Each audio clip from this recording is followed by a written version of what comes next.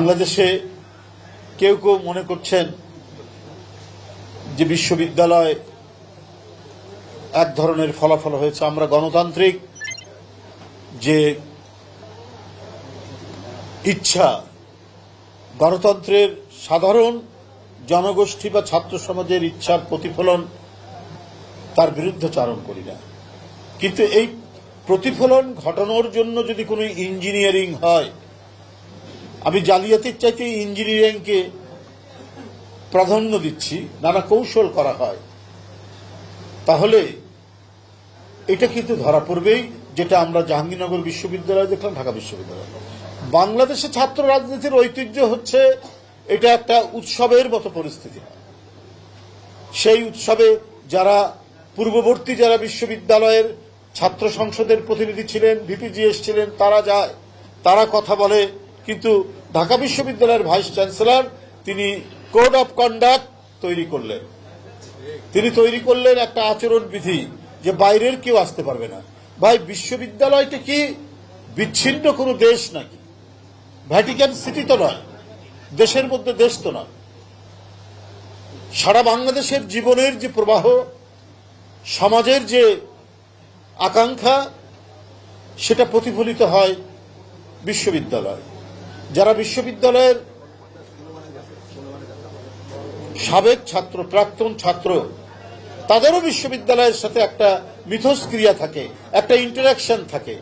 এই কারণে university alumni আছে, ডিপার্টমেন্ট ওয়াইজ আছে, সব বিষয়ে, কারণ একটা বিশ্ববিদ্যালয়ের সাথে একটা সম্পর্ক রাখা। কারণ যে প্রতিষ্ঠানে 4-5 বছর একটি ছাত্র পড়ে, তার মধ্যে একটা আবেগ তৈরি হয়। ঠিক তেমনি ভাবে যারা ছাত্র রাজনীতি করেছে, ওই নির্বাচন আসলে তারাও গিয়ে বলে, তার সময়ের অভিজ্ঞতা বলে, সাধারণ ছাত্রদের বলে তার দলের পক্ষ থেকে। কিন্তু এই বিশ্ববিদ্যালয়ের ভাইস চ্যান্সেলর একটা উদ্দেশ্য সাধনের জন্য সরকারের কিছু মানুষের সাথে যোগসূত্র হয়ে তিনি হাত পা বেঁধে একটা একচেটিয়া নির্বাচন করার প্রচেষ্টা তিনি করেছেন, যাতে একচেটিয়া একটা ফলাফল তৈরি করা যায়। কি বুঝলেন ভাই? অনলি যেটাই চাই।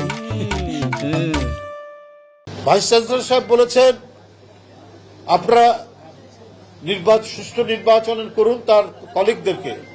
আপনারা যদি না করতে পারেন, তাহলে আমি সব ফাঁস করে দেব। আপনি কি ফাঁস করবেন? কি গোপন রেখেছেন? একটা নির্বাচনে তো সবকিছু উন্মুক্ত থাকতে হবে। তাকে কত টাকা আপনি ঘুষ দিয়েছেন কিনা এই সন্দেহ তো মানুষ করতেই পারে। আপনি ঘুষ দিয়ে মুখ বন্ধ রাখার চেষ্টা করেছেন, না হলে কথা আপনি বলবেন কেন যে আমি সব ফাঁস করে দিব? তাহলে গোপন কোনো একটা মেকানিজম, একটা কলাকৌশল আপনি নিশ্চয়ই তৈরি করেছেন, যে কারণে এই কথাটি আপনি বলছেন। এই প্রশ্ন, এই সন্দেহ, এই সংশয় সবার মধ্যেই এটা তৈরি হতে পারে। বিশ্ববিদ্যালয়ের ব্যালট পেপার ছাপানো হবে, ব্যালট বই ছাপানো হবে, সেটা একটি ব্যক্তি প্রতিষ্ঠানকে কেন? জাহাঙ্গীরনগর বিশ্ববিদ্যালয় তাই, সেখানে শিক্ষকরা পর্যন্ত বর্জন করেছেন অনিয়ম দেখে। ব্যালট বই ছাপানো হবে, সেটা ছাপাবে সরকারি কোনো প্রেস, বিজি প্রেস হতে পারে অথবা অন্য কোনো প্রেস। সেই ব্যালট পেপারের মধ্যে কোনো নাম্বার নেই। সেই ব্যালট পেপার ছাপানো হচ্ছে প্রাইভেট কোনো প্রেস থেকে, যে প্রেসের মালিকের সাথে একটি বিশেষ রাজনৈতিক দল তাদের সম্পর্ক আছে। এটাও প্রমাণিত হয়েছে। যেদিন ভোট সেই দিন ভোটার তৈরি করা হচ্ছে, এবং হাতে লিখে জাহাঙ্গীরনগর বিশ্ববিদ্যালয়ে। তো এগুলো কি অনিয়ম নয়? আপনি জালিয়াতি না বললেও এটা একটা বিশ্ববিদ্যালয়ের কর্তৃপক্ষের সামগ্রিক মেকানিজম, যাতে একটি ছাত্র সংগঠনকে বিজয়ী করা যায়। ঠিক একই কাজও ঢাকা বিশ্ববিদ্যালয়ে হয়েছে। আপনি ব্যালট পেপার ছাপিয়েছেন প্রাইভেট একটি প্রেস থেকে, এটা তো করতে পারেন না।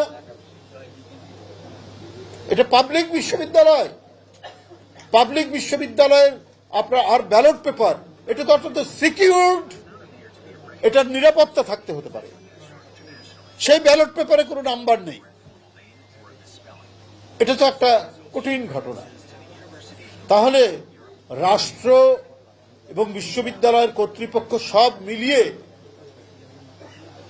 কোনো একটা গভীর নীলনকশা তৈরি হচ্ছে কিনা, যে টার্গেট করে যেখানে জাতীয়তাবাদী শক্তিকে উঠতে আমরা আওয়ামী লীগকে তাড়িয়েছি, এখন এদেরকে ঘায়েল করতে হবে, এই একটা কোনো মাস্টার প্ল্যান করা হয়েছে কিনা সেটা আজকে মানুষকে ভাবিয়ে তুলেছে।